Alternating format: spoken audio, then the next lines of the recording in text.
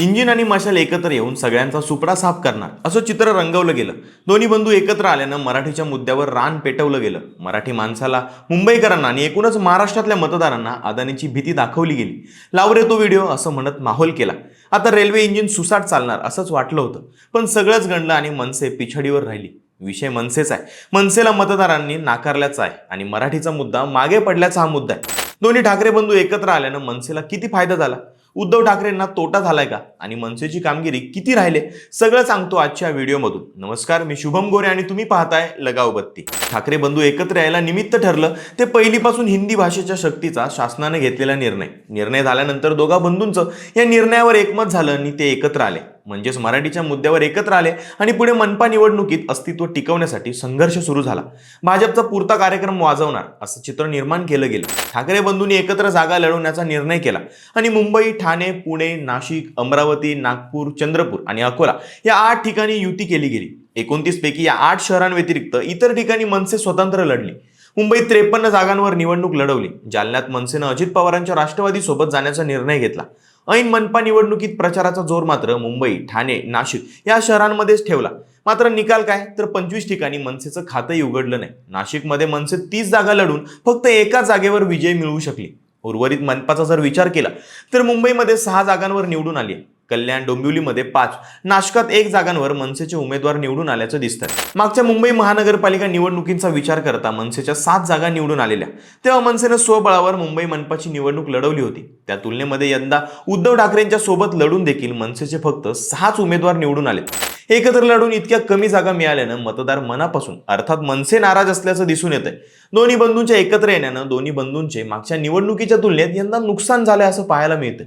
मुंबई महानगरपालिकेमध्ये शिवसेनेचा परफॉर्मन्स देखील चांगलाच कमी झाल्याचं दिसलं। सध्याची आकडेवारी पाहता शिवसेना उभाटा पक्षाला 65 जागांवर आघाडी मिळाली। मात्र मागच्या वेळी त्यांनी 86 जागांवर विजय नोंदवला होता।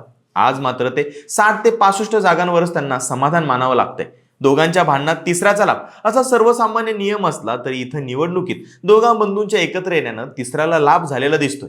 ज्या नाशिकमध्ये मनसेची सत्ता होती तिथं कशीबशी एका जागेवर निवडणूक जिंकताना नाकी 9 आल्याचं चित्र आहे। विदर्भातील अमरावती, चंद्रपूर, नागपूर, अकोला या ठिकाणी मनसे आणि शिवसेना उभाटा एकत्र लढले, मात्र तिथेही मनसेला भोपळाही फोडता आलेला नाहीये। तेव्हा मनसे आणि शिवसेना युती दोन्ही पक्षांच्या पथ्यावर पडलीच नाही असंच म्हणावं लागेल। आता मुद्दा येतो की दोघांनी एकत्र निवडणूक लढवण्यानं फायद्यापेक्षा अधिक तोटाच झालाय। तो कसा तर यावेळी विधानसभा पॅटर्न रिपीट केला गेलाय, फक्त जागा आणि मोहरे बदलले गेले। विधानसभा निवडणुकीमध्ये भाजपने ओबीसी एक गट्ट करून त्यांना भाजपच्या भल्या मोठ्या विजयामध्ये सहभागी करून घेतलं। तसंच इकडे मराठी विरुद्ध इतर भाषिक असा सामना रंगवला गेला। आधीच तुलनेने कमी असलेला मराठी मतदार या विरोधात गुजराती, तमिळ आणि हिंदी भाषिक मतदार एकत्र केला गेला। शिंदेंवर मराठी मतदारांना एकत्र करण्याची मदार ठेवली गेली। मुस्लिम मतदार आपल्यासोबत येतील या आविर्भावात ठाकरे होती, मात्र वंचित, काँग्रेस, समाजवादी पक्ष आणि मुख्य म्हणजे MIM मुळे मुस्लिम मतदार विभागला गेला। त्यांचा फटका या निकालावर दिसून आला। मराठीचा हाच मुद्दा मुंबई महानगर प्रदेशातील इतर शहरांमध्ये चालवला गेला।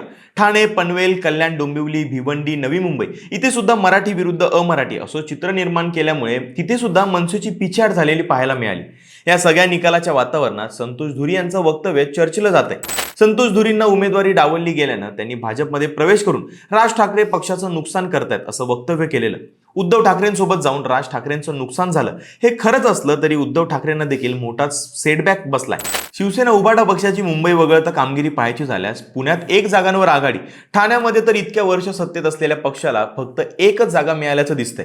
ज्या महानगरपालिकेत कित्येक वर्ष शिवसेनेचा बालेकिल्ला म्हणून पाहिलं जायचं तिथं मात्र 2 आकडी जागाही आणताना प्रचंड मेहनत करावी लागली। ठाणे, छत्रपती संभाजीनगर, मुंबई हे बालेकिल्ले शिवसेनेनं, ठाकरेंच्या शिवसेनेनं गमावलेत। मुख्य नेतृत्वाचा कमी झालेला जनसंपर्क, पक्ष बांधणीकडे केलेलं दुर्लक्ष आणि कायम दोलायमान वाटाव्यात अशा राजकीय भूमिका यामुळे मनसेचा मतदार हा हळूहळू भाजप आणि शिंदेच्या शिवसेनेकडे शिफ्ट झाल्याचं पाहायला मिळतं। शिवसेना उभाटा पक्षाच्या बाबत देखील सारखेच मुद्दे दिसून आले। आता विषय येतो की मनसे मनातून उतरली की नाही। आधी मराठीचा मुद्दा, नंतर हिंदुत्वाकडे झुकलेला कल आणि पुन्हा उद्धव ठाकरेंच्या सोबत मिळते जुळते घेतल्याचा निर्णय मतदारांना हा पचनी पडलेला दिसून येत नाही। शिवसेना उभाटा आणि मनसे दोन्ही पक्षांच्या आकडेवारीचा विचार करता या निवडणुकीत दोन्ही पक्षांकडे मतदारांनी पाठ फिरवल्याचं दिसतंय। आगामी काळामध्ये जिल्हा परिषदेच्या निवडणूक आहेत. मनसेचा विचार करता केवळ शहरी भागांमध्ये अस्तित्व असलेला हा पक्ष आहे. ग्रामीण भागामध्ये शून्य अस्तित्व असल्यानं तिथं काहीच संधी नाहीये. त्यामुळे आता थेट विधानसभा निवडणुकांसाठी मतदारांसमोर जाण्याची वेळ या पक्षावर आली. 2009च्या पहिल्याच विधानसभा निवडणुकीमध्ये 13 आमदार निवडून आले होते. विजयाचा हा वारू ओसरत ओसरत आता शून्यावर आला. मुंबई मनपाच्या मागच्या 3 निवडणुकांचा आढावा घेतल्यास 2012 साली मनसेला 28 जागा मिळाल्या होत्या. 17 साली झालेल्या निवडणुकीमध्ये 7 जागा मिळाल्या होत्या आणि आता फक्त 6 जागा मिळाल्या. त्यामुळे आता ठाकरे ब्रँडला अस्तित्व टिकवण्यासाठी येणाऱ्या काळात बरीच मेहनत घ्यावी लागणार आहे, यात काही शंका नाही. तुम्हाला याबाबत काय वाटतं? मनसेने उद्धव ठाकरेंसोबत जाऊन चूक केली आहे का? कमेंट करून नक्की सांगा. आणि हो, लगावबत्ती यूट्यूब चॅनलला सबस्क्राईब करायला विसरू नका.